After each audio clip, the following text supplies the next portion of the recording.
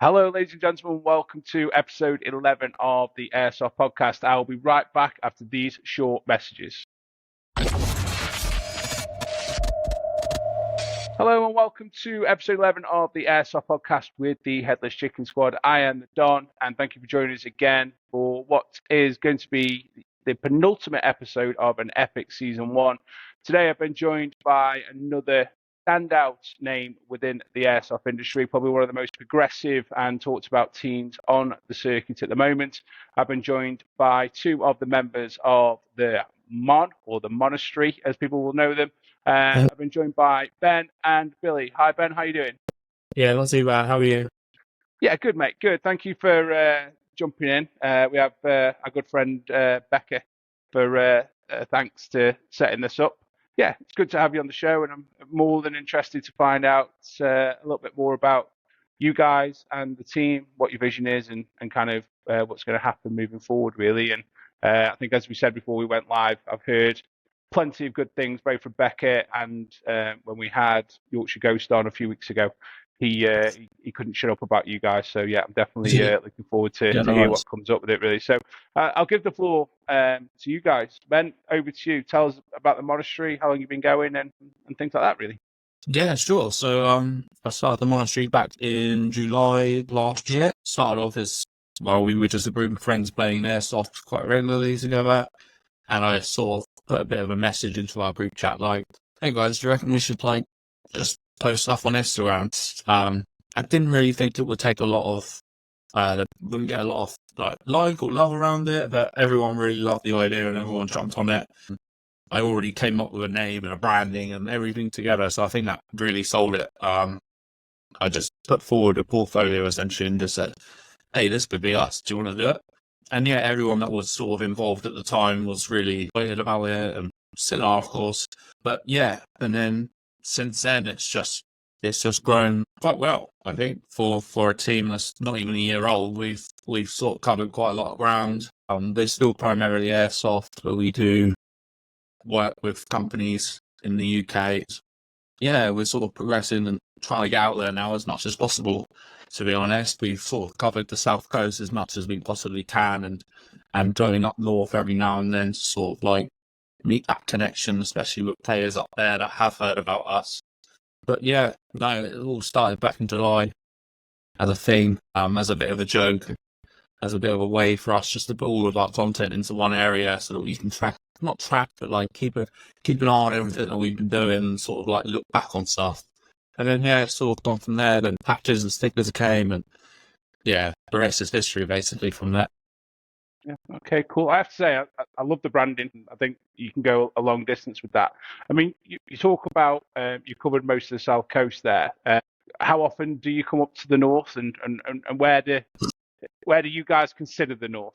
Where does that kind of divide start? So we're in Southampton, so the lowest part of the UK besides the Isle of Wight, essentially. So anything above that, then, so anywhere but Southampton is basically north to us. But no, I mean, a couple of our members have been to Warzone recently. Another couple went to Airsoft Plantation last weekend, and a few people knew of them there. So that was more a surprise because that was out in Essex Way, and they were a bit like, "I want to shoot further, you guys." Hearing that now and then is actually quite nice and refreshing. Same as the Yorkshire Ghost as well, you know. So yeah, we go up as often as we can, but everywhere what we consider north is about a 3 to 4 hour drive.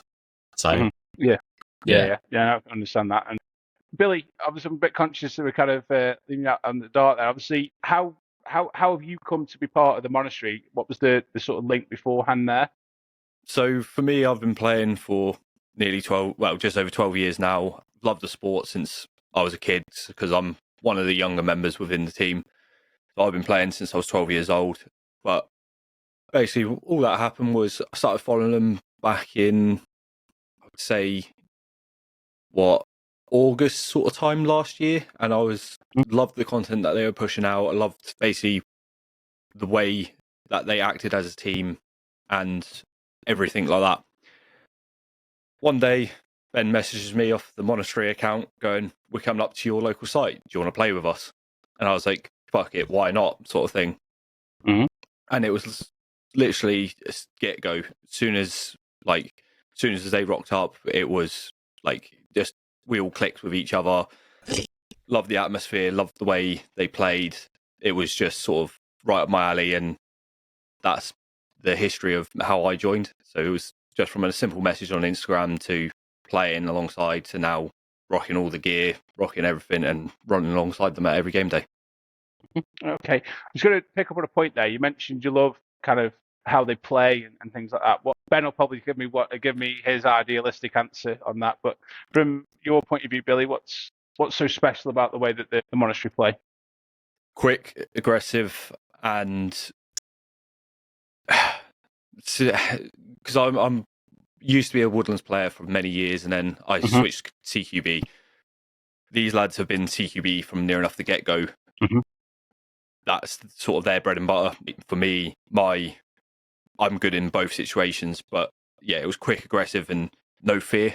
The doorway had to get breached. It was always us lot going through that doorway. Didn't care if we were getting hit. It was just, all right, back to respawn, back in. Let's keep going until we clear this room.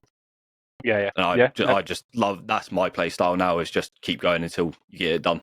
Yeah, no. That's airsoft, especially if there's respawns in play and things like that. Like, there's no prizes for just sat at the back doing nothing. Do you find, because we get this a little bit, we're quite aggressive in the way that we play, and I do kind of see a little bit of feedback every now and again that we kind of rustle the apple cart a little bit. You know, when you go to sites and they're quite used to playing quite a steady pace and things like that, and then we rock up with a team of 10, 15 and just start pushing objectives. And you know, somebody says to you, right, you've got a time limit on a game, or it's going to be a time-based game, you want to push it. Do you find that some of the more local players kind of get a little bit miffed with that, or? Yes and no. The site that is my local is Ironside Airsoft, and we play a lot of time-based games there, and a lot of the regulars there are quite heavy on the pushing aspect, but then you also get them sometimes where they just sat back, and it was quite refreshing having a new set of player base that came down with the Monastery. That absolutely was just like, all right, let's go for it, just keep going. Just don't matter what, don't stop. Whereas I noticed with a lot of the like locals were just stopping a lot, going, we've got plenty of time for this. Whereas with Monastery, it was just keep going, just push through. Yeah. And Ben, that sort of play style and the way that you go about that, was that just something that was the reason you formed the team, or was it really just the play style was secondary to the collective, really? Funnily, some of the members in our team were primarily Woodlands when it started. We had a couple of people that played as snipers. I and myself and a few others sort of refused to play Woodlands for quite a while. So we started hitting up the local CQB sites quite a lot. So we've got the UCAP bunker near us and South Coast CQB near us, and of course Ironside.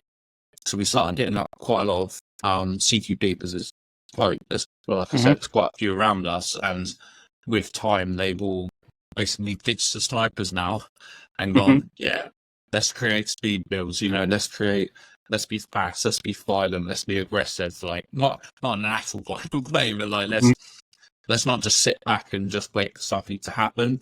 We do have a couple that do dabble in the two still, mainly because they're more they prefer more of the slower pace, but say 10 out of our 12 members are CQB based. You know, we all run full face masks, we all run speed builds, and we just go for it. And with what Billy said, like, you know, he's following us since August, but a little something as well, Billy didn't know actually from the actual start of the team. So from when I formed it in July, Billy was one of the people that I've always sort of had on my radar as a local player and always wanted in the team from the beginning. To actually have Billy on board is just a massive thing for me. So this is one of those. I'm glad I could sell it. So this is one for any of the viewers. If they don't know what any of the speed builds, the stuff we build, this is what they look like. Small, compact, HPA'd, just stupid trigger responses and meant to be quick. And also, this weighs under a kilo. I can just, Is that what I think it is? Is that a Neuratics Labs Article 1? No, I've also got one of them. I can get it out. Right, okay. He's got a silly build. So Billy's sort of like our gunsmith, essentially. He has, his article.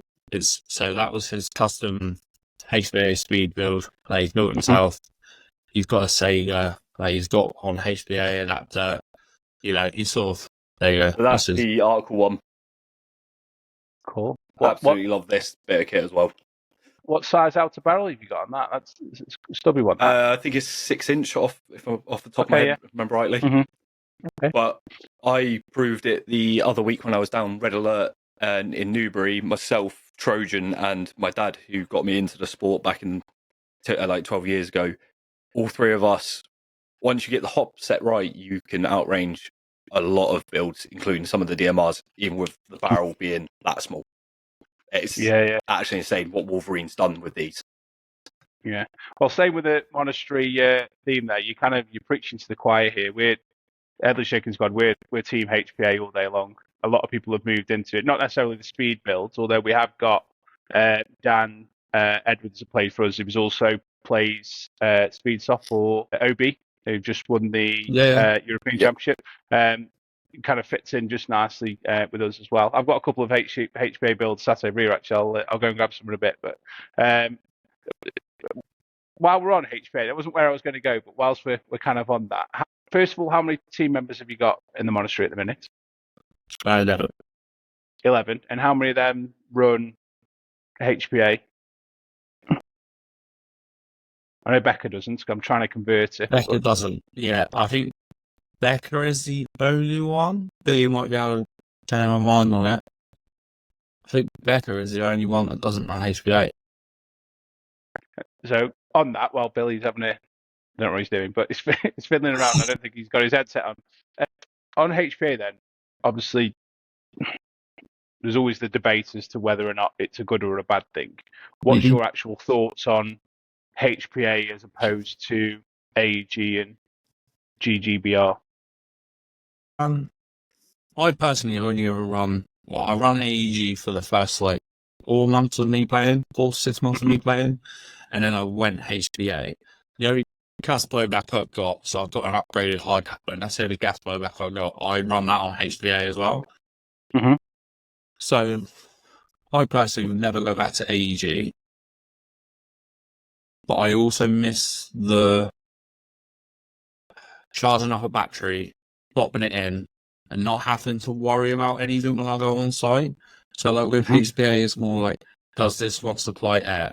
If it doesn't, where am I going to get my air from? Is anyone on the tank? Because I don't have a scuba tank. So for me, it's like, does anyone have a tank coming? So I've always got that little worry. But luckily, there are, Ironsight is a place that supplies HPA refills. And then some places don't. So there's that worry there. Whereas with AEGs, it's sort of like, as long as I have electricity at home, I'll always be able to play airsoft. I haven't come across an issue where I haven't been able to run HPA at the moment. But I still stand by that HPA is at the top, to be honest. And even if you have got a gas blowback, run it on HPA because it looks cool as fuck.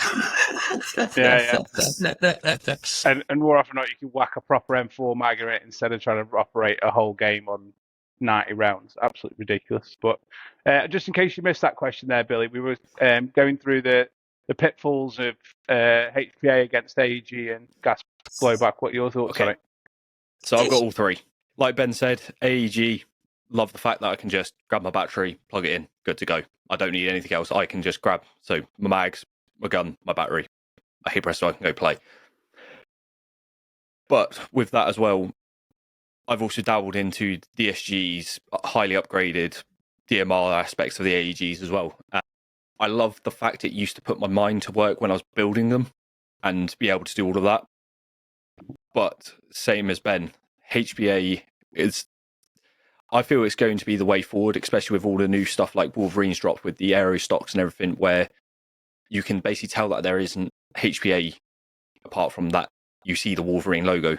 So I think in certain aspects, HPA is going to take over very soon, like a lot more of the UK market in aspects. I think AEGs will become sort of more of beginner style guns, and then it'll go more into the HPA. And then if you want sort of advanced or real steel aspects, it will be the gas blowbacks. So So for me, I've got my gas blowback AKX and Sega 12. Both of them have HPA. So for me, my AK runs off of a custom-made drum mag with HPA taps, valve, and everything. So that was originally a AEG mag that I converted to make it compatible for the gas blowback, and I absolutely love running on HPA because it just makes every shot so consistent. So even though I'm using the gas blowback, I've still got the HPA aspects with it because of it just makes it so much reliable. No inconsistent FPS. I don't have to worry about the weather, what gas I'm using, etc. I can just go plug my line in. I'm good to go for the day. I agree from both of you. I'm a firm believer. I think it's the most efficient, the most versatile, and probably the most reliable in all weather sources. Like, I play all year round. I'm not one of these fair weather players that, it's got to be above 18 degrees outside before I come out and play and stuff like that. And going back to what you were saying, Ben, in terms of, you think obviously the future and obviously different sites.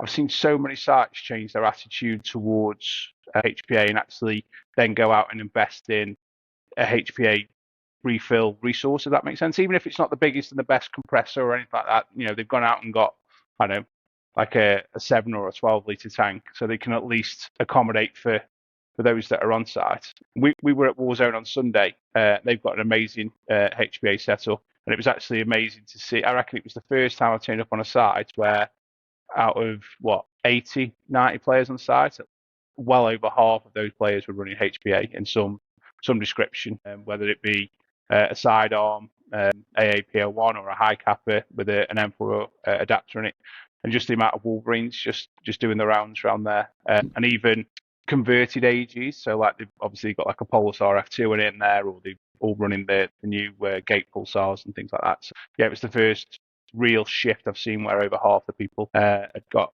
sort of HPA and operating and working on it really. So yeah, it's good to kind of see that. Going back to the monastery and what's going to happen moving forward then. So we're sort of July last year, so you're coming up to sort of 10, 11 months in the process at the moment. Yeah.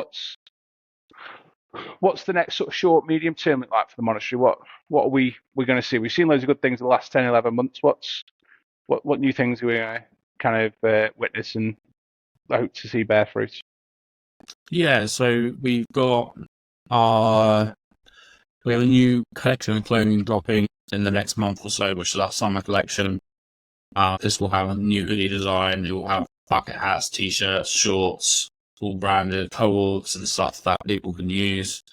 Some are going to be towards the airsoft side of it. Some are going to be more towards like the brand side of it. But it's going to basically cover all aspects. Because although we're primarily airsoft, there is also another side to us where we want to try to take it to more of like a brand side, where you can wear our clothes down the pub and you can also wear them airsoft. And it's, that's how I try to design a lot of our clothes in that aspect of trying to, I don't want it to be somewhere where you can only just wear airsoft. I want you to be comfortable wearing it wherever you go. So we got the new summer collection coming out soon. I've got a couple more things to tweak on, and then we've got to go and do photo shoots and stuff with all of that. And then we've got, obviously, July is our birthday, so probably the first time I mentioned it in public, but we are going to be doing something for our birthday. We're going to do a party of sorts, whether that be a barbecue down a country park where we're going to invite loads of people down, have cake, food, get loads of airsofters down, local teams and whoever wants to come down to celebrate with us. And then, I don't know, maybe the podcast will start. But when the weather's getting nice, I think now it's just going to be, right, let's get out there, get playing airsoft more, remember why. Because although a lot of people, a lot of us in the team do play through winter, but there are some of us that do, some of us go fishing through the winter, and then play airsoft again from about now onwards. So it's good to use the summertime just to utilise all of our members and try to get as much content as possible. We're going to BZ Fest in June. Talking about that. That's a trek. And very much so. Yeah, 5 and a bit hours drive for us. Yeah. Yeah. So we're going to do that, which will be fun. We've got a couple of our sponsors up there. World up there, who's one of our sponsors. And then we just got a new one with Chris Paintball, so they're going to be up there as well. So we're going to go meet them in person for the first time. And then, yeah, just playing. We were getting into like video stuff, to getting more onto other socials, TikTok, YouTube. We've started on there, but yeah, I think we want to sort of go more into like the videography side of stuff. Dan, our resident media guy, I would say, Dan and Hasman, they're trying to look more into like video as well at the moment. So yeah, we're basically as guinea pigs, and it works out really well because we get to do a lot of stuff with them, and yeah, we can never thank them enough because all of our content very much comes from Dan or Billy, and he's out in photography on the sites as well. So yeah, I'll be honest with you. If I wasn't such a positive around Airsoft, I'd say I was sick of hearing Dan Airsoft's name. Literally every Monday, I reckon I see more mentions of Dan Airsoft than anything. It's probably something to do with the fact that I follow like DMR Day. In fact, I reckon half of my people that I follow play at Ironside on the regular.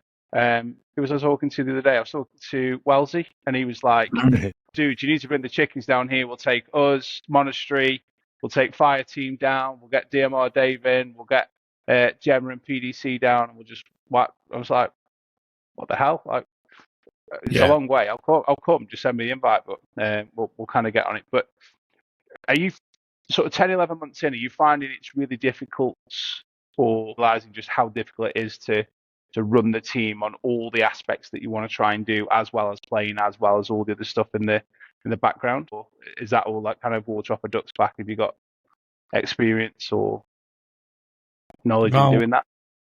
Well, there was a lot more that we were planning on doing, and I sort of cut quite a lot of it back. We were, and it might still happen. So we were initially looking to get a speedsoft team. So these are sort of like goals and stuff that were happening within the first 6 months. So we were looking at getting a speedsoft team. We were looking into like the esports side of it, so getting more of like an esports team going, like in FPS games, just trying to make it so it's not just Airsoft. And like, we had connections with skate teams and stuff like that, and they really liked the merch, and they wanted to rep the merch, and they wanted to be a skate team for us. And Route 1, the skate shop, really liked the merch as well, and they were forming us to their distribution to try and get stuff in the shops. There was all these avenues that we were going to hit up, but again, like you're saying, like, it's really hard to do when you also have a full-time job, you also have a family to deal with, so you have to try and cut down all of your areas and try and really like narrow it down to something that you can work on really hard and really push. So we've stayed as we are at the moment, but in the hopes that, in the next 3 to 6 months, we can start really branching out into other areas that everyone's comfortable doing. Yeah, I think that's the main thing. I said to you before we came on out, I love the branding for it, and I think what's kind of a little bit like ourselves is you haven't gone in with something that's like Delta Force One or that sort of stuff in terms of teams. We saw so many of those kind of out and about, and you see them at anything to do with death, like Reaper Warriors or all that sort of stuff, and it's like, it's a bit different, but you've got to try and do something with it as well. Like I say, you could go so far with that name. It stuck out, especially. I'm just looking at your logo now, obviously, to the screen, kind of works out. Can you explain to me, the O on the Monastery, what does the actual logo, can you break that down for everybody? What does that actually mean? So the actual logo, yeah. So the full like triangle one is here, and then within that is the O. So the O is just more of like an icon and slash like, so it's just a shortened down version of it. So like, I can put it in places that I couldn't necessarily put this big logo in. But yeah, no, it was just something I randomly came up with. I didn't really think it was sticky, if I was honest, but it was one of those, I don't want to say that we're like anti-Christ or, we're anti-religious and stuff, but like the branding's trying to come off as that, like just basically having a spin and a twist on biblical moments in history and then trying to refer them in, or trying to reference them within Airsoft. So you can see on Billy's flag, like, it's got the famous praying hands, but she's actually got EPM mag in her hands. And then on this is an unreleased hoodie. I'll take it off in a minute and you can show the design, but it's a basically it's from a verse called Revelations, and this is the first number on the actual hoodie, so 12-1. 12-1, yeah. And yeah, it's about like Virgin Mary, the dragons around there, and all that lot. But yeah, I'll have them stand aside just in case my top comes up.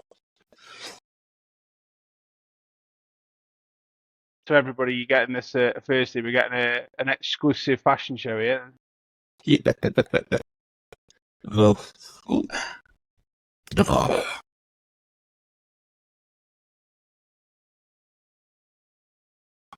so it's something I actually my wife already picked out. But yeah, he got like, how am I doing this? Yeah, like Virgin Mary, dragons, you got an angel, and then it's within like an old school frame sort of thing. Like it. Just trying, like, I feel like I have a lot of there's lots of images up there, biblical images and stuff that I can change and find it relevant to Airsoft. So I feel like my design and creativity will never come to an end. Well, I think the key word is it's scope, isn't it?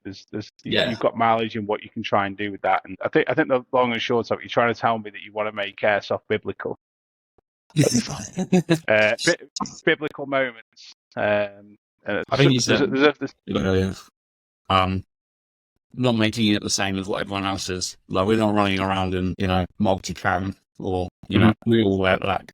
You'll see like a black shadow in the corner, and it's all us lot.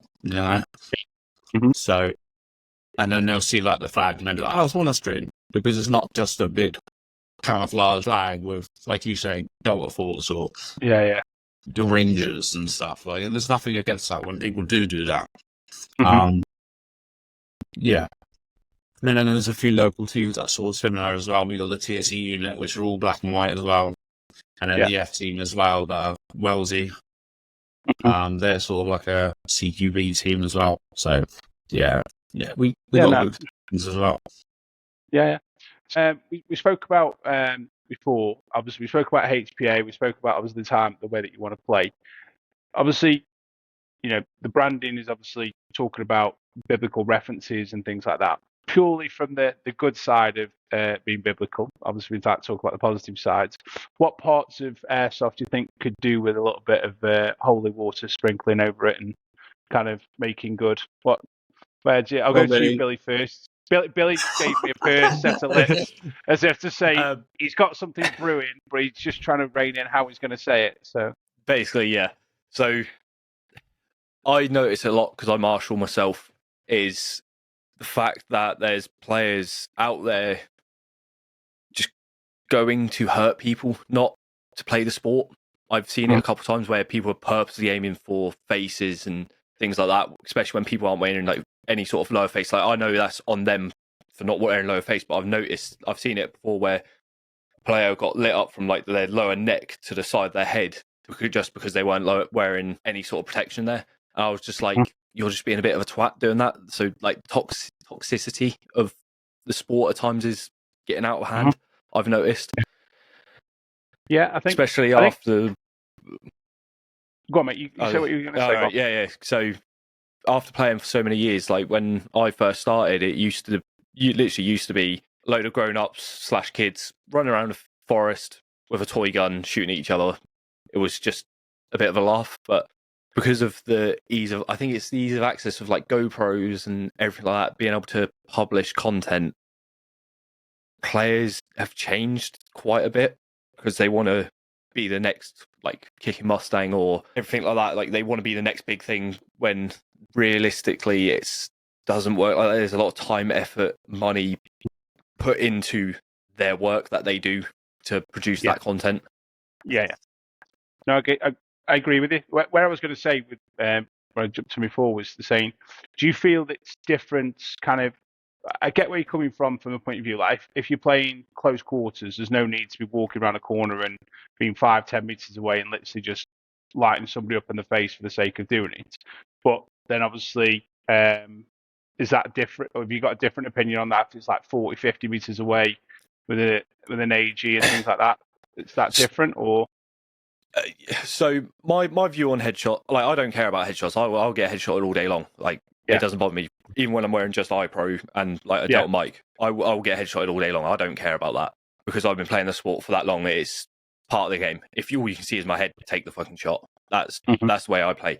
But what I'm more of the point is when people, you can see their whole body and they're purposely aiming for heads because that's what they want to hit. And it's just like, it doesn't show skill or anything, but it's like 40, 50 meters. You're realistically with a BB, it's very hard to precisely aim at that range. So if you hit someone in the head at 40, 50 meters, I say fair play. Yeah. So that's not an easy target to hit. 40, 50 meters, unless you're a sniper, fair play. If you hit them in the face, you hit them in the face. It's what it is. Yeah, I get you. I got absolutely, what's the word? I got maligned coming out with. I did a video very much kind of a bit like this. Are you an airsoft cheat? But not necessarily from a hit taking point of view. It was more from what you were saying there. If you've got the deliberate ethos of you want to go out and hurt people and you're going to, do things outside of the rules of the game, to be willing to want to hurt people and different things like that. And it was more on the back of the whole HPA kind of dialing regs up and things like that, and sites not doing what they should be doing in terms of putting torn locks on and things like that. I completely get where you're coming from. Nobody should be going out deliberately wanting to hurt people. I think there's a difference between that and then obviously wanting people to feel it enough to be able to want to take a hit or can't help but take a hit, if that makes sense, or call you a hit. Do you know what I mean? If somebody's different things, it's that finding that fine line, and I think it comes back to your mindset, and then obviously what you were saying in terms of people wanting to be the next kicking Mustang. You've got a 1 in a million chance of that happening. Do you know what I mean? Like everything's got to be aligned. It's all fun and games. I've just gone into doing videos and things like that, and I think that wastes more time trying to find some decent footage out of 6 hours than it does trying to do anything else like that. But one thing that has done for me by doing videos is you realise how many shots don't actually hit people. Like this kind of slide under an arm or whistle past the neck. You 100% think you've nailed him on. Especially even at 40 meters, it goes out of eyesight and things like that. And you have got time to manoeuvre out the way of a BB and things like that. It's kind of definitely opened my eyes a lot from that point of view.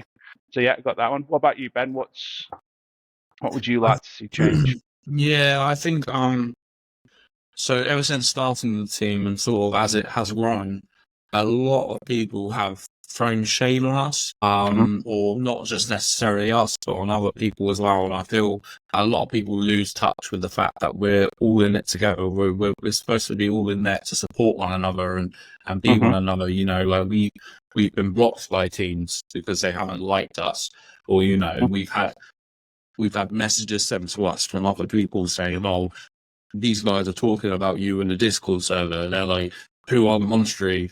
Who are they? Like, we can easily do this. Let's take over. Let's bury them to the ground." And it's like, all we've done is just come out and play airsoft. Like, I don't get the hate. And I just think that a lot of people lose focus when actually we're just here to play airsoft.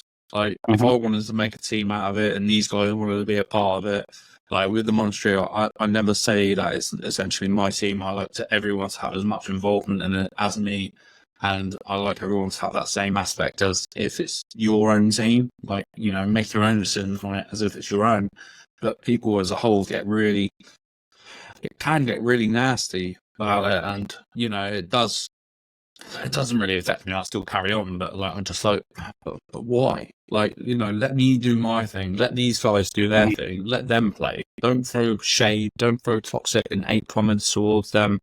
Just let them play airsoft. Let them enjoy it the way that they meant to enjoy it. Why sit back and just be like, "Oh yeah, these guys are shit"?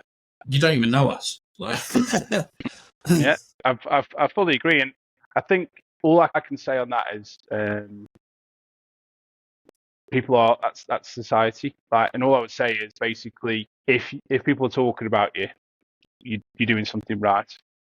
I reckon I feel 10 messages a day of abuse and stuff like that. And it's just how it is. It's like, who do you guys think you are? You're this, you're that.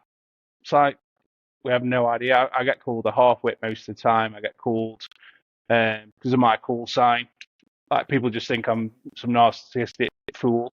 But they actually don't realise that my call sign's named after a very cheap Spanish soft drink. It's like, it's ridiculous. It's like just taking the piss out of ourselves. Everybody just thinks that you've got to try and take a piece out of somebody, and although it doesn't affect you, or you don't allow it to affect you, I can tell just by the way that you're talking there that it just leaves that little bit of an imprint each time. Do you know what I mean? Like, and if that kind of came through, and I don't think there's any need for it, and this is my genuine opinion on the community.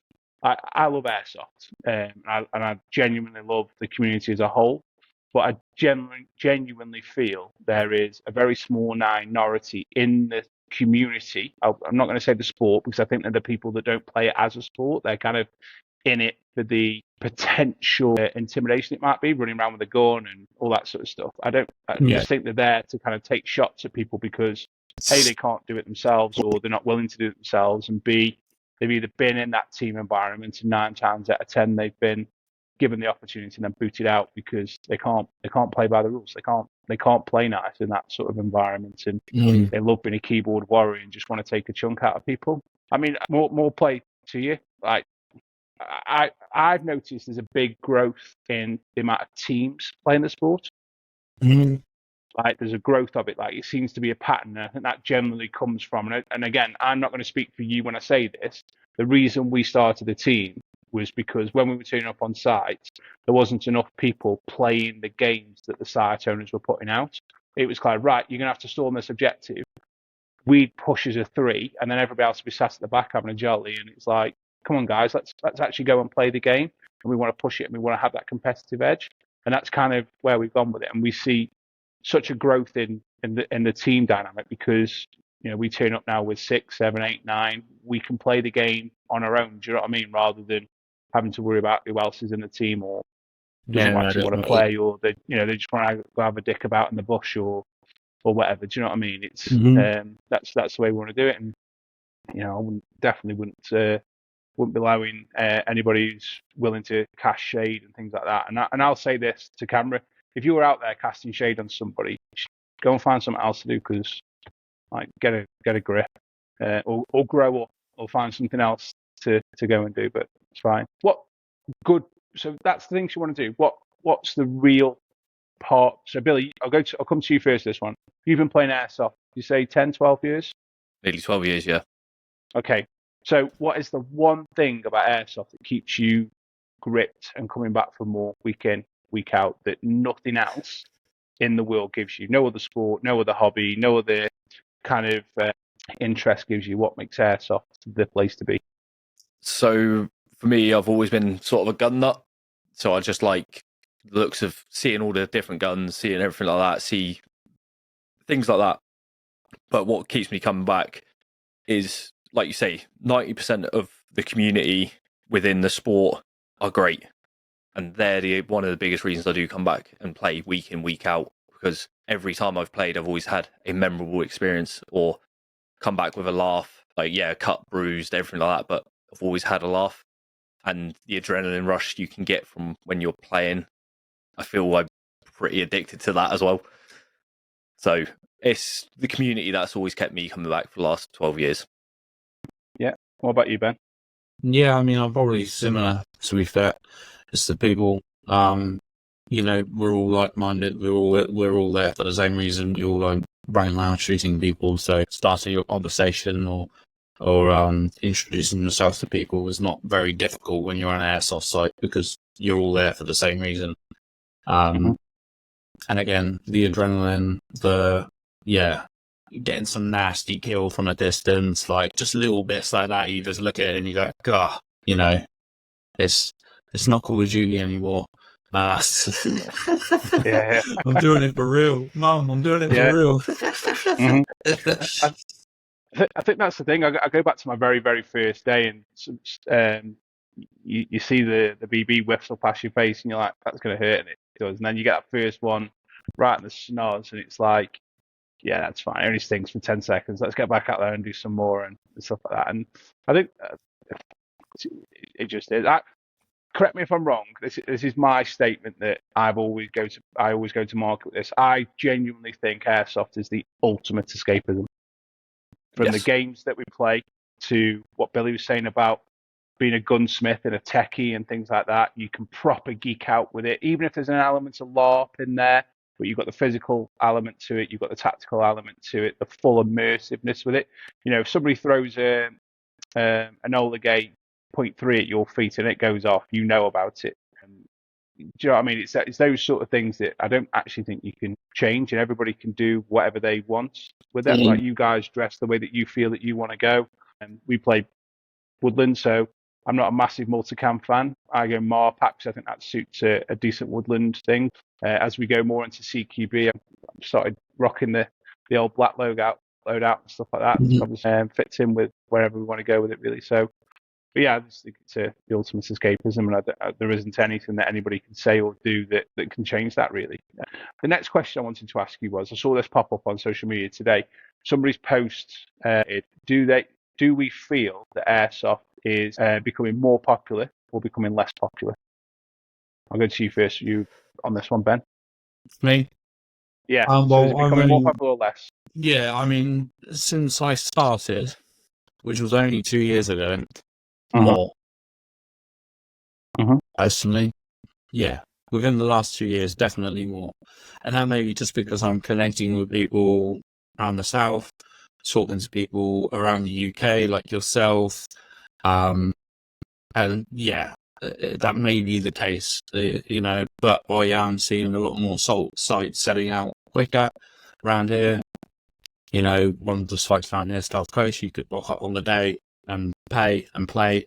Now it's sold out like a week or two in advance. So it's definitely becoming more popular for me personally. But I feel like Billy could answer this one better, being in it for so long. And yeah. Go on then, Billy. Hit us with this one then, bud. What's your thoughts? So when I first started, as I say, it was a Woodland site, so they could accommodate up to 100 players. We were averaging about 45 to 50 most weekends, and I used to play week in, week out, and sometimes Saturday and then Sunday. So, that was very good back in them days. But now, even at Ironside, when it came just after COVID, they were only selling, so they can accommodate up to 80 players. They're only selling about 40 to 42 tickets. Now, same again as South Coast, it will sell out at the beginning of the month to be fully booked on. So, yes, within the last 2 to 3 years, the massive growth I've seen after COVID has been phenomenal. Can't say the word. That's it. Yeah, it's been stupidly fast, the growth I've noticed in the UK community, because the American community had it quite high for a long time. The Japanese culture, where it was invented, it's always been high over there. But the UK, we had a bit of a niche market for it. But I know a lot of paintballers that have come over to airsoft because a lot of the paintball fields now have that strict, a lot more strict rules in aspects of they weren't allowed to use a lot of their own markers, or they had to convert their markers to be working slightly different. So they're like airsoft, you grab your riff and you're good to go. I've noticed a lot of paintballers have been switching over to airsoft as well. I also know a lot of speed players switching over to speedball. So it is to and fro in that aspect of the way the growth has happened. From my point of view, anyway. Yeah, I think I would say I think it's growing, but I think for those that think that it's diminishing, I think it's not. It's just changing. I think you're getting a much more younger clientele. I don't think it's just for your middle-aged guy and your ex vets anymore. I think it's, especially with the advancement of technology and how cool it is, and as the sort of sites develop, I think some of the older guard ones, sites that haven't reinvested over the years, I think they're the ones that are being found out now. But the young progressive ones, I'll talk about the ones that I've been to and I can vouch for. Warzone, our guys have been 2 or 3 times and they absolutely love it. I went for the first time Sunday. Former paintball site, or currently a paintball site, they've got that thing on lock. They've got all the things that you'd want: decent safe zone, food, HPA, that sort of stuff. So obviously event. You mentioned AP Plantation. I reckon that's one of the best sites in the UK just because of everything that they offer and that they do. And they're getting 250 most weeks in the summer. We went there last June and there was 240 odd players. And it's not a massive site. And I think it was one of the most interesting games that I've ever played because literally, I wish I'd got a GoPro because you walked off with 150 kills easy. Didn't mean you were winning the game if you got 150 kills because there's so many players to pick off. Again, it was just so immersive with stuff going off. You've only got to look at the money that brands are spending. You can't have something, brands like BZ and things like that growing at the rate they're growing if there isn't a growth within the sport because obviously they're a fairly fresh and new brand and that's obviously where they're pushing with that. You look at the stuff that Wolverine are doing with their stuff, obviously, and pushing and driving it. But then I do hear, I'd say, some of the more misery guts that sites aren't filling up and things like that. And we have been to a couple where sites are just on their arse, but they're just the ones that they're just not moving with the times. They're not investing in the sites and they're not doing anything. And that's the same with Airsoft. It's the same with any business that you're in. Do you know what I mean? That would be my synopsis on Airsoft and whether it's growing and different things from there. As we go into the final section, obviously we found out just all about you guys. Really, have you got any questions that you want to ask me or pick my brains over, or not that I've got anything useful to say? If you ever listen to any of the previous podcasts, I just talk absolute waffle. I don't know if you've got any thoughts or questions or anything anywhere. Obviously, you mentioned you want to go up north. Sorry, I missed that. I'll go I was wondering what's coming up for Fusion, really, because I've seen this new, is it Shinobi program? The Shinto program. So for those of you that don't know, so Fujin is a Shinto god and is the god of wind. So the Fujin brand is obviously gone with something that is of Japanese origin, and obviously with Fujin being the god of wind, Airsoft, there's that kind of link from there. And Stuart, that owns Fujin, has always wanted to push and run his own equipment. So he's been working in the background for the last sort of 9 months or so to come up with, bear in mind they're a loadout specialist, what he perceives to be the perfect platform for a rig, whether it be a plate carrier or just a standard chest rig. And he's come up with the what's been called the Shinto rig, which is a platform, and he's pushing it, and more good to him, really. I've not actually had hands on one yet. I know Chris, the Yorkshire Ghost, he's had hands on one. He gamed with one, which was a prototype sample, and he thinks they're the top draw. So different things, and I think there's a little bit of a movement with it as well. I don't want to steal too much of Stuart's thunder, but basically anybody who gets involved with the Shinto program, so if you basically buy their rig platform, you become part of the community, and therefore by default you become a god of wind, basically, which is part of their community that they've got, and they want to build an unofficial team and community, basically, which by default is the way that we met, obviously through Becca and different things like that, and they've got a growing team of people that have got no massive egos or anything like that, just trying to push it through. And I think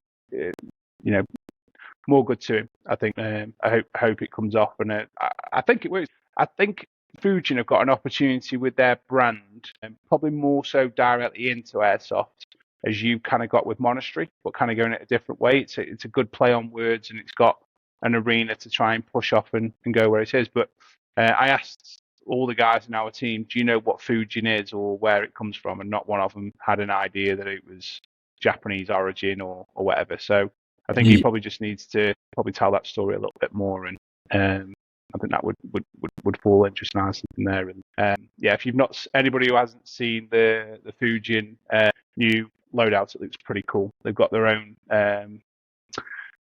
quick release system and things like that as well on it. So it'll be interesting to see how that works.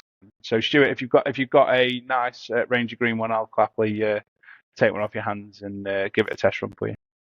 What about you, Billy? Have you got any questions for me? What originally made you get into like the sport? Was it a mate sort of went, do you want to come play, or was it just you seeing it a couple of times and just wanted to go give it a try? A bit of both. I was still playing. My background is I play cricket at a fairly decent level for quite a while, and then as work took over, I couldn't play that team sport as much as I want, because obviously as availability drops, you can't train as much, you can't get into that rhythm. And then in the background, I'd been to Airsoft a couple of times as a rental, and then a mate just said, "Look, do you just want to come along?" and got hoots. Like I say, that the first time the BB hit me in the face, I was like, right, fuck you, I'm coming back for more. And that kind of drove me forward. But it was the main reason why I went out and brought some Face Pro, but went straight out and did from there. But I think that was the main thing for it, really. And I think, again, I found Airsoft at the time where I think it was a really exciting time to be involved in it. I think there's an amazing opportunity with Airsoft. As a sport, a game, a hobby. I just think there's so much mileage in it. And I genuinely hope that, there's. I'm not a player in the industry at all. When I mean player, I haven't got any influence per se in it. But I hope the people that do have that influence and market share really take the opportunities that Airsoft's given it at the moment and really run it and be the main custodians of the sport and make the most of it, because it's a really exciting time to be involved in it, really. Yeah. And yeah, it keeps you coming back for more. And the fact that the missus hates it just drives it on even more as well. The more she pushes against it, the more I'm like, yeah, this is cool. If I'm doing something right, she doesn't want me to be part of it. So from there.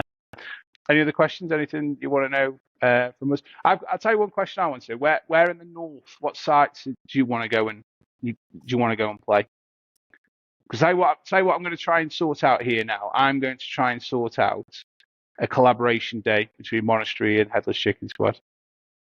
And what we'll do is we'll meet in the middle somewhere, because I don't fancy you boys traipsing all the way up here. Where have you not been yet that you really fancy? Where's your local zone? We don't have one. And main reason being, my worst nightmare will be turning up and playing the same site week in, week out. So we have a rota of about 8 or 9 sites. We started off when we first started, we had a local site called Frontier, which is in Stafford, but we travel all around war zones just a little bit outside our catchment area. So we'll go up as far as Chester, down as far as probably Rugeley, Birmingham, that way. Anywhere within that is considered our local site. So anywhere that's decent, that's where we go in that area. I'll say, let's say what Warzone's 2 and a bit hours from us. 2.5-ish, I think. Yeah, it's a good hour and 20, hour and 25 from us. From me personally, anyway. We have got some guys that do live a bit closer, where it's probably about 40 minutes away. Yeah, but I think that's probably south of Birmingham, and I think that kind of suits you guys ideally. What I consider urban CQB, basically, outdoors, kind of man-made, that sort of stuff. That kind of works in nicely. So is that the one that you'd probably want to go to? Personally, yeah. So a few of us have gone to Warzone. I think 3-4 of us have gone to Warzone now. Yeah, 3 or 4. But we know a lot of the team does want to hit Warzone soon, so yeah, that would be a good one for us. Yeah, okay. But like other sites I want to hit is level 2 in Manchester, in where's Gould again? My brain's not working. It's Oakham, just left of Leicestershire, so a little bit further east of Leicester. Yeah. Yeah, I want to do like BSA at some point this year as well. I'm personally going to Airsoft Plantation in July, so that's a new one for me. Cool. Yeah. Let me know when you go. Again, I might fuck with it.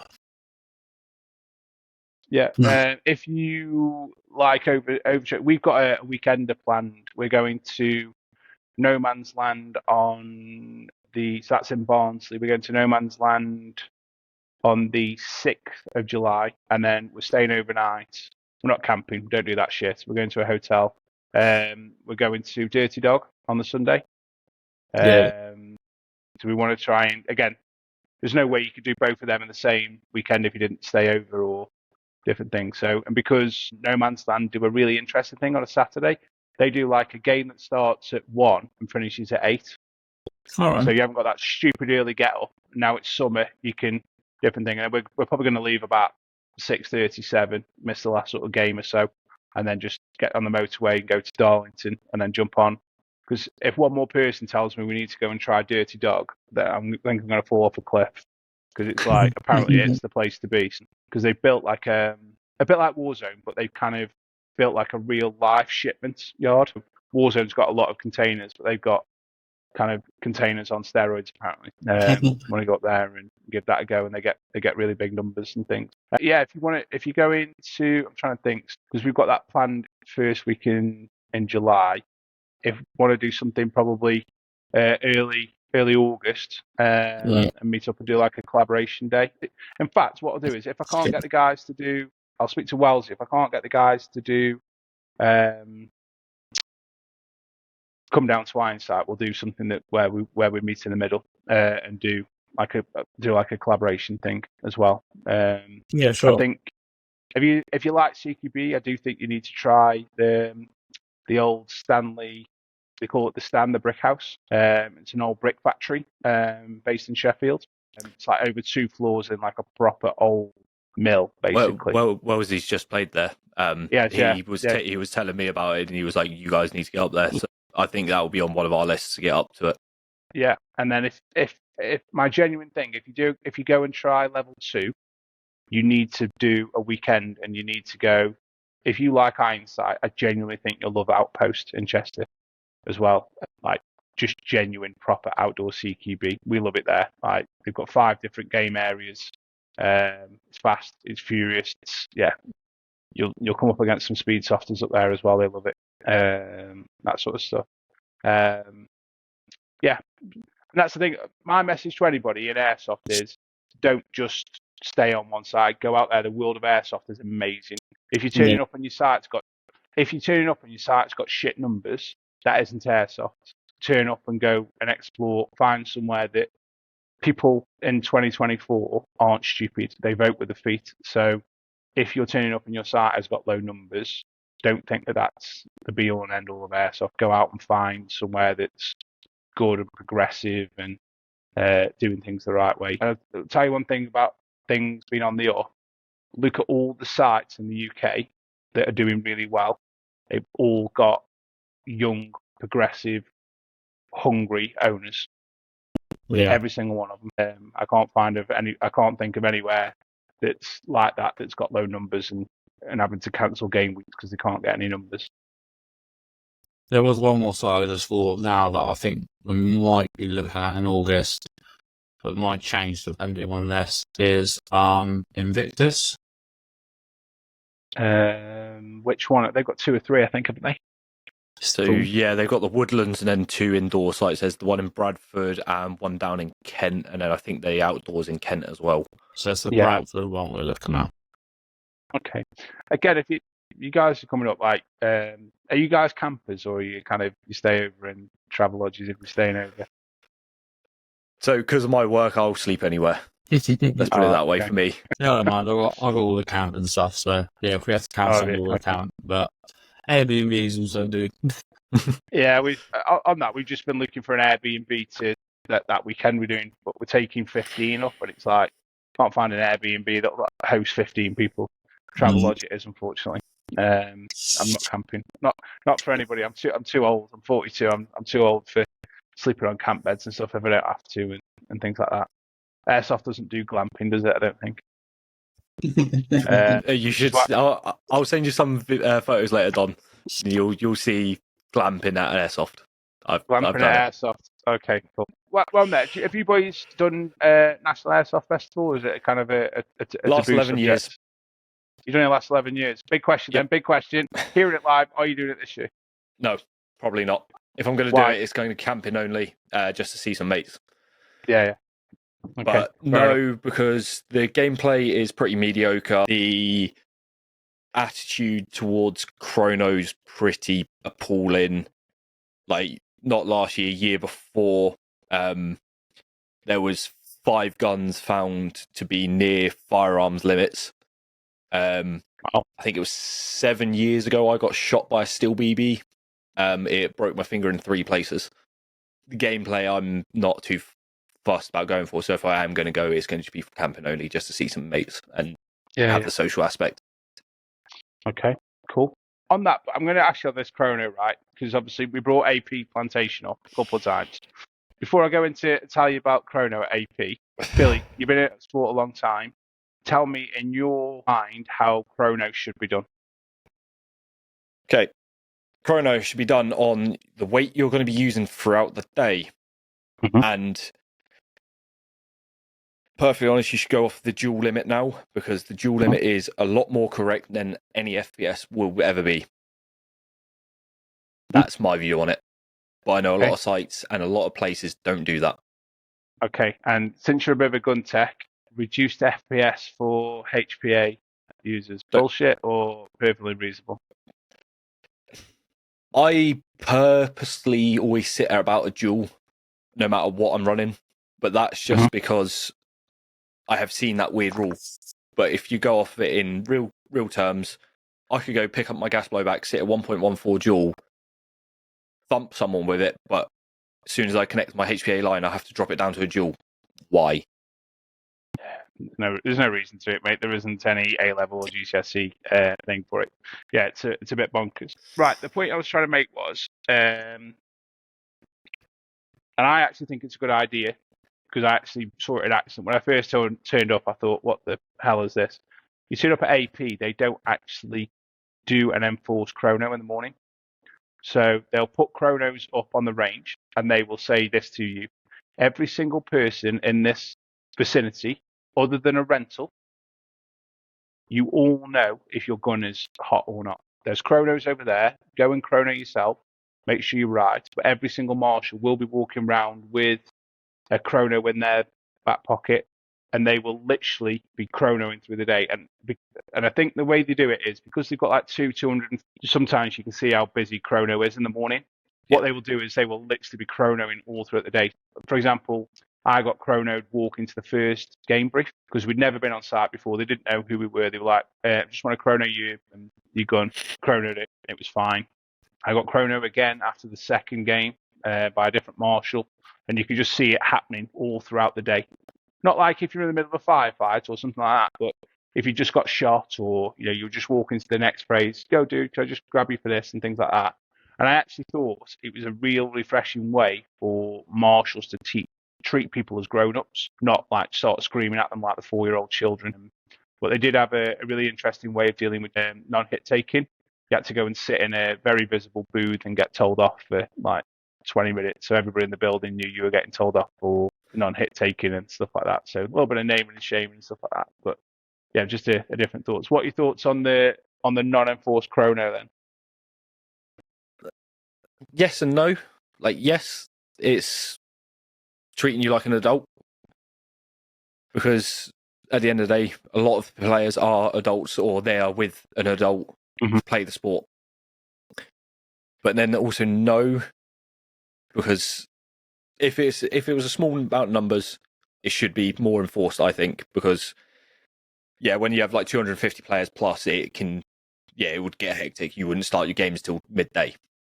But with what they are doing with the spot checks of just going around, just grabbing people, going, can you check? Because even when I'm marshalling, I've always got my chrono in my back pocket, where I'll just walk up, wait till a player's been hit or something. When they come around and sort the corner, I'm like, all right, mate, 1 or 2 shots, bomb, yeah, I'm happy. And then just keep going like that. But then I've also seen a lot of players cheat chronos. So they'll say they've got like a 0.4 in their gun, but they're saying they're running a 0.3. And it's just like, how enforced can you get when you don't know fully what weights you're running? So like what I've noticed some sites starting to do, they've got the little portable scales after you've been chronoed to make sure you've actually given the right weight. They'll drop 1 or 2 at the top of your mag to put them to the scale. I quite agree with that, because the amount of players I've seen go, I think it's 2.5 or I think it's 2.8. It's like, do you know what weight you're running? Yeah. Like me personally, I run 3.2s and everything. It doesn't matter whether it's my pistol, my SMGs to my rifles. It's 3.2. Then I no matter what I do, I can go to my chrono and go half sleep. Yeah, I'm running a 3.2. Just bomb, 1, 2 shots for it, and they're like, yeah, happy. Yeah, no, I agree with it. This is my big argument, is in terms of, I think, again, it comes back to the community. There's a very, very small minority that are trying to do that. And it comes back to what you were saying about people that are going out and deliberately hurting people. Like, there's only a reason that you're trying to cheat the chrono, and that is to basically make your gun hot. So either you can hurt people or get an unfair advantage. 99 times out of 100, it's going to be the fact that you're hurting somebody. The reason those limits are in place is the reason they're in place. And then this is where my argument about reduced FPS for HBA comes in. I think it's basically they hide behind this mythical angry BB thing as soon as you whack it through a HBA rip. I think it all comes down to the fact that they don't trust the guys that are running it, which comes back to it's the person, not the power source. Yeah. And if you're going to cheat people, you're going to cheat whether you're running glass blowback by running different types of gas. If you're running AEG, you've got people, whether you run it, you could run you can run a KWA Ronin, and you can you can tighten and tension the spring at the back of the riff anyway. You've got a quick change springer.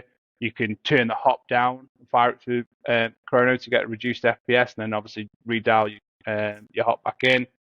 You've got the whole BB weight issue, things like that. People not testing it, but again, I think the vast majority of people, especially if you're a regular to a site and people know you, then obviously it's a different thing. And that's, I think, for me, it comes back to the people. If you're the sort of person that's going through that and your wish is to try and do that, then you're in the wrong sport. You shouldn't be playing airsoft. Forget the fact it's a game of honour. It's a game of trust, and the fact that I'm going to trust that you're playing within the rules for mine and your own safety as well. Do you know what I mean? It gets crazy. Cool. Right. So coming to the end of the pod on that. So any last thoughts or anything before I wrap up episode 11, gentlemen? I'm all good. I think everyone's Any shout outs? This is always a good time to get some shout outs. You know, all those people that again, thanks, because you can literally send the podcast out and go, I gave you a sneaky mention. So if you want to get your sponsors in. Yeah, I mean, I guess shout out to all the sponsors, really. Waldo, Ian Tastebro, Push, yeah, quite a few. Tucker, the lot.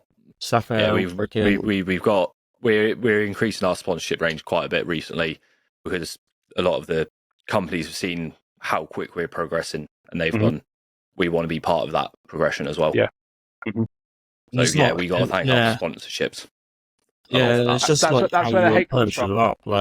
Yeah, that's where the hate comes from, because you're doing it the right way. That's where the hate comes from. They see that you get sponsorships. They think that you're trying to monetize it and things like that. If anybody thinks that you're trying to do things for a 10% discount code or different things like that, or change your views on a piece of kit for it, then I think they're very wrongly misinformed and things like that. That's one thing I went into really with this. Like, sorry, I know we're supposed to end, but I'm just going to quickly have a little rant about this as well. You can keep going, mate. There's no time limits on this. If you've got decent content, sorry, spirit it out. The one thing I went into about this was that when I did a lot within esports before I did this, and that's where I wanted to sort of dabble back into it before. Like, I ran my own teams and I had CSGO teams and stuff, but understanding the difference between an affiliation and a sponsorship was something that I tried to make very clear with people within the team as well. Getting a code and getting a percentage off of the sale price is an affiliation, but when you actually receive stuff from the company that you're working with, that's what I consider as a sponsor, and that's what I wanted. That's what I wanted from for the team, and I'm not mining bags. I can't give the team all the merchandise that they want. I can't give them everything. You know what? I buy the patches and I buy a few bits when I can. My way of showing appreciation for all the hard work that these guys do for the team is I get sponsors and they send us free stuff and I hand it out to the team as and when I can. We recently got sponsored by AirTac and they've sent us a load of adapters to use. DM Face Pro, he sent us loads of slings to use, and t-shirts. I'm wearing one at the moment. Yeah. And it's all about the approach. And, this isn't a secret. I just feel like a lot of people don't put a lot of effort into it. I go to these companies with a 12-page presentation about our team. I put all of our team members in there. I put our numbers. I put our goals, our vision, everything. And even if these teams that sponsor us, every single one of them turn around to me and say, you know what? I don't feel it's the right time to sponsor, but damn, that was a good presentation. And I'm never going to forget that. And even that is just like, yeah, the monastery is constantly going to be in their head.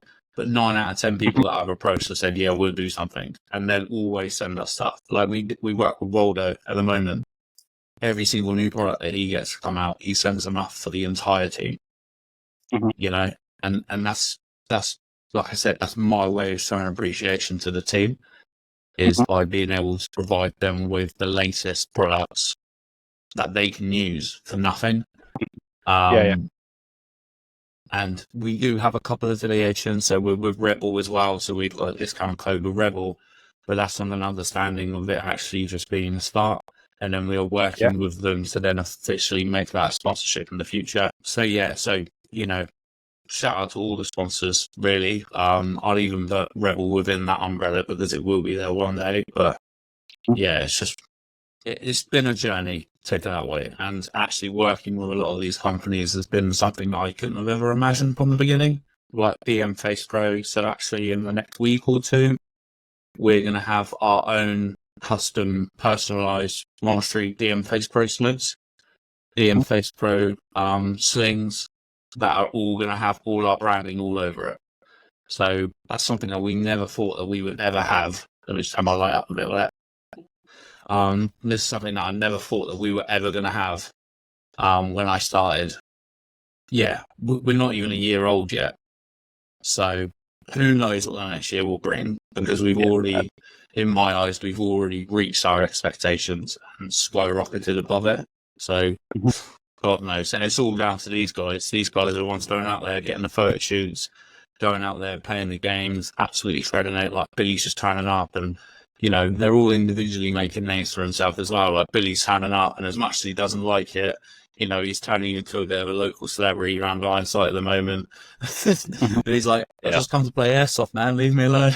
But it's because he's going out with insane builds, and he's just shredding the game, and he's just like, everyone's like, oh fuck, it's Billy. He's an absolute lunatic, and it's just, That's more of the point. I'm just a lunatic.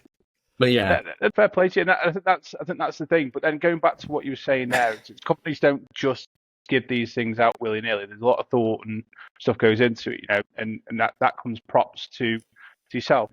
I'm in the same boat as you. I'm the one that has to either field the inquiries or go out to the sponsors and try and get it, and then dishing that stuff out to people. It's always difficult. But then obviously from the other thing, when people are going, all you get is your 10% discount or things like that, and what goes on between people and different things like that are different. And again, it comes back to the same people that are knocking people and saying things that they're the ones that aren't doing it properly. They aren't the ones seeing all the hard work that goes on behind the scenes to put these things in place and do them. And that's what will kind of set you guys apart than most of them.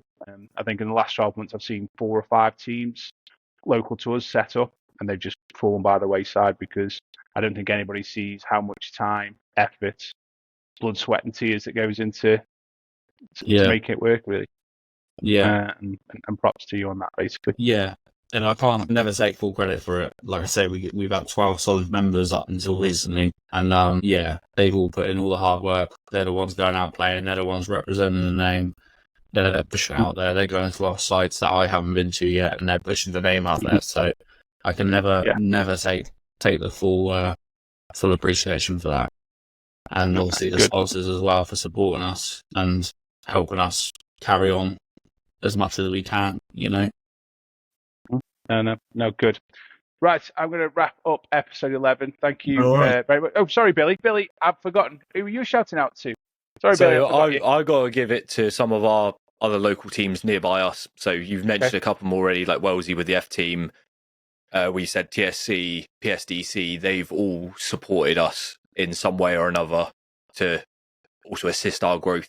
And we've tried doing the exact same for them by just simple things like shouting them out on like the Instagrams and doing little handles and stuff with them. So I got to give it to them boys as well, boys and girls, for showing their love to us as much as we showed love to them. Yeah, definitely. Perfect. Good. Right, I'm definitely wrapping up episode 11 now. Thank you very much for joining me, gentlemen. For those of you that are watching back home or wherever it is you're watching, thank you very much for tuning in. Please make sure you hit the notification button. Please hit the like, comment. If you like anything that we've mentioned on the show, drop us a comment. If you don't like it, drop us a comment anyway. Let's start a conversation. I am back next week with episode 12, which is the final episode of season 1, and I'm dipping into the other side of the ocean with a USA guest, and I'm really looking forward to that. So thank you very much for tuning in. Good night, God bless, and I will see you all next week.